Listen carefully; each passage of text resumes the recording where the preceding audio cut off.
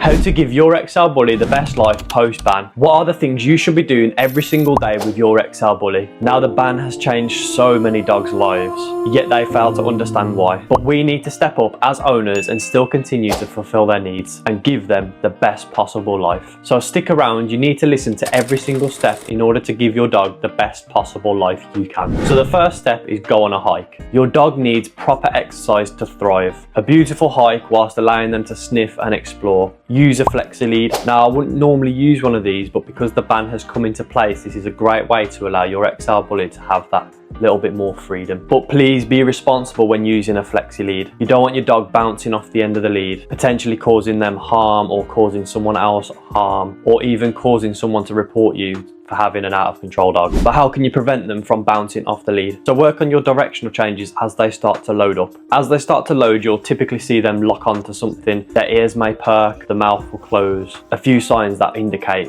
a reaction could happen. So a simple drawback and recall can easily decrease that build-up. And once your dog does draw back, you can pay them both verbally and externally, meaning a food or ball, something super high value, paying them, letting them know that they made a good decision. The second thing is to walk them on a loose lead. Now, walking an XL Bully that's dragging you down the street is not really a good look, let's be honest. Learning to master a loose lead walk is a truly amazing experience. Your dogs will both be physically and mentally challenged, having to constantly look up to you. But how can you prevent them from pulling? Now, I have a video on my channel explaining this in depth, but to explain this simply, again, you can simply use that drawback and recall technique, but you can also add what we call an inside turn, and this will keep them in that heel position. As they start to get in front of you, you can break that with a left leg cut off. Whatever side your dog is on, whether that's the right or the left, cut them off with an inside turn, turning into them, breaking that attention to whatever they were focused on to make sure they're in check with you. Now, a big mistake for dog owners is they make the dog more anxious by being anxious themselves. You may see a dog and start to hold the lead tense. Don't do those things. Be mindful of the lead in your hand. If you see a dog, make sure you don't cue your dog to be like, oh my God, there's a dog coming up, and then start tensing up, because this is going to potentially cause a reaction with your dog, allowing them to pull on the lead. Make sure you, as a dog owner, are as relaxed as possible. This is so important. Step 3, and that's the food drill. Now, this is one you can certainly do in your own home.